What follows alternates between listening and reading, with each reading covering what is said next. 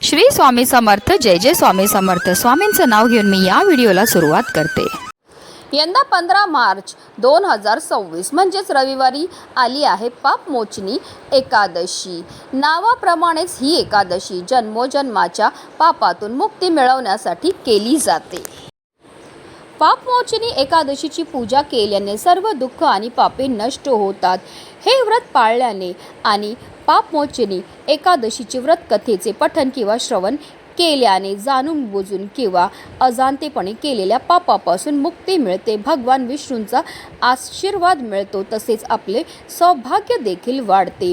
त्यासोबतच एखाद्याला पुण्यफळ देखील मिळते. हे एकमेव व्रत आहे जे आपल्याला मोक्ष मिळवून देते. पापमोचनी एकादशीच्या दिवशी शिव आणि सर्वार्थ सिद्ध योग तयार होत आहे आणि या योगांमध्ये आवर्जून आपल्याला श्रीहरी विष्णूंची विशेष पूजाही करायची आहे. एका वर्षात एकूण 24 एकादशी असतात. सध्या फाल्गुन मास सुरू असल्याने ही हिंदू वर्षातील शेवटची एकादशी आहे. जुने वर्ष संपून नवीन वर्ष सुरू होण्याआधी आजवर झालेल्या पापांचा नाश होऊन नवीन वर्षाकडे सकारात्मकतेची वाटचाल व्हावी असे या एकादशीचे प्रयोजन आहे. या दिवशी व्रत करून श्रीहरी विष्णू आणि माता लक्ष्मीची योग्य पद्धतीने पूजा करावी. असे केल्याने भक्तांच्या सर्व इच्छा पूर्ण होतात आणि घरात सुख समृद्धी राहते. आणि या दिवशी आपल्या शास्त्रामध्ये काही विशेष उपाय सांगण्यात आले आहेत. हे उपाय केल्याने आपल्या जीवनामध्ये असणारी जी संकट आहेत, विघ्न आहेत, दोष आहेत त्यापासून आपल्याला निश्चितच मुक्तता मिळण्यामध्ये मदतही मिळत असते. आणि म्हणूनच पापमोचनी एकादशीच्या दिवशी तुम्ही व्रत नाही केलं तरीही चालेल, पण अंघोळीच्या पाण्यामध्ये टाका फक्त ही एक वस्तू. ही वस्तू टाकल्यामुळे आपल्या जीवनामध्ये असणारा प्रखरातला प्रखर पितृदोष, ग्रहदोष, शत्रुपीडा तर नष्ट होणारच आहे, पण आपलं 7 पिढ्यांचं दारिद्र्य नष्ट होऊन आपल्याकडनं झालेल्या कळत नकळत पापांचा सुद्धा नाश हा होणार आहे. ती कोणती वस्तू टाकायची, कोणत्या वेळेत टाकायची त्याबद्दल सविस्तर आणि महत्त्वाची माहिती मी तुम्हाला या व्हिडिओमध्ये देणार आहे. तर व्हिडिओ पूर्ण पहा आणि जर तुम्ही माझ्या चॅनलवर नवीन असतील तर चॅनलला सबस्क्राईब करा आणि शेजारी बेल आयकॉन सुद्धा प्रेस करा, जेणेकरून तुम्हाला माझ्या नवनवीन व्हिडिओचं नोटिफिकेशन हे मिळत राहील आणि तुम्ही एक पण व्हिडिओ मिस करणार नाही. आणि कमेंटमध्ये ओम नमो भगवते वासुदेवाय नमः लिहायला विसरू नका.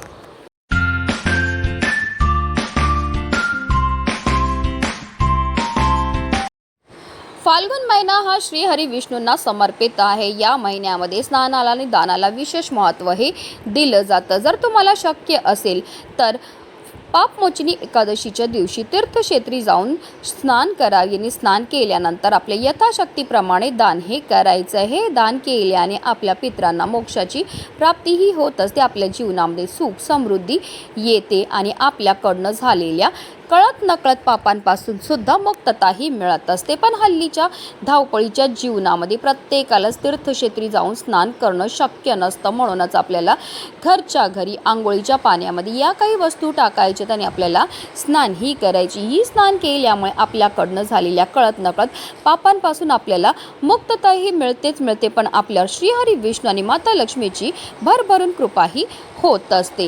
तर हा उपाय करण्याकरता आपल्याला पापमोचनी एकादशीच्या दिवशी सकाळी ब्रह्ममुहूर्तावर उठायचं आहे. अंथरुणामध्येच आपल्याला श्रीहरी विष्णू आणि माता लक्ष्मीचं स्मरण करायचं आहे आणि आपल्याला दिवसाला सुरुवात ही करायची आहे. त्यानंतर आपल्याला आंघोळीला पाणी हे काढायचं. आता तुम्ही आंघोळी करता थंड किंवा गरम कोणतंही पाणी घेऊ शकतात. या पाण्यामध्ये सगळ्यात पहिली वस्तू जी आपल्याला टाकायचे ते म्हणजे गंगाजल. गंगाजल टाकून स्नान केल्यामुळे आपल्याला तीर्थक्षेत्री स्नान केल्याचं पुण्य तर प्राप्त होणारच, पण आपल्याकडनं झालेल्या कळत नकळत पापांपासून सुद्धा आपल्याला मुक्तताही मिळणार आहे.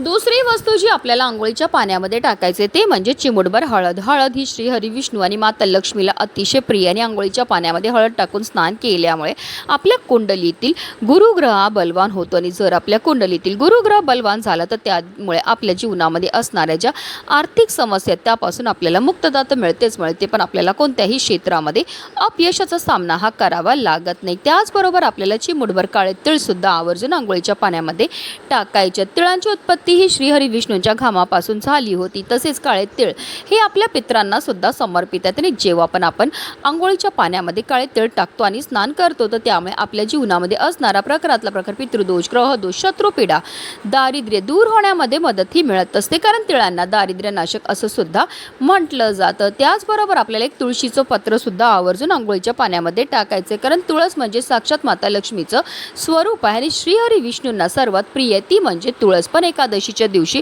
तुळशीला स्पर्श हा केला जात नाही, तसेच तिला जल अर्पण केलं जात नाही, तसेच तिची पत्र सुद्धा तोडली जात नाही. कारण तुळस म्हणजे माता लक्ष्मीचं स्वरूप आणि एकादशीच्या दिवशी माता लक्ष्मीचं निर्जला व्रत असताना जर कळत नकळत आपल्याकडनं तुळशीची पत्र तोडली गेली तर त्यामुळे माता लक्ष्मीचं निर्जला व्रत हे मोडलं जाईल आणि त्याचं दोष जे आहेत ते आपल्याला भोगावे लागतील. म्हणून जे पण आपल्याला पूजे करता किंवा उपाय करता पानं लागणार ते आपल्याला आदल्याच दिवशी तोडून ठेवायचे. तसेच आपल्याला चिमूटभर खडे मीठ सुद्धा आवर्जून आंघोळीच्या पाण्यामध्ये टाकायचे आहेत. खडे मीठ टाकून स्नान केल्यामुळे आपल्यामध्ये असणारी जेवढी पण नकारात्मकता, इडापिडा, नजरबाधा दूर होते आणि आपली प्रगतीही व्हायला लागते. तसेच आपल्याला एक चमचाभर गाईचं कच्चं दूध सुद्धा आवर्जून आंघोळीच्या पाण्यामध्ये टाकायचे. दूध टाकून स्नान केल्यामुळे आपल्या कुंडलीतील चंद्र बलवान होतो. चंद्र हा मनाचा कारक मानला जातो आणि जर आपल्या कुंडलीतील चंद्र बलवान झाला तर त्यामुळे आपल्या जीवनामध्ये असणाऱ्या शारीरिक आणि मानसिक त्रासापासून आपल्याला मुक्तताही मिळत असते. तर या सर्व वस्तू ज्या त्या आपल्याला आंघोळीच्या पाण्यामध्ये टाकायचे आणि आपल्याला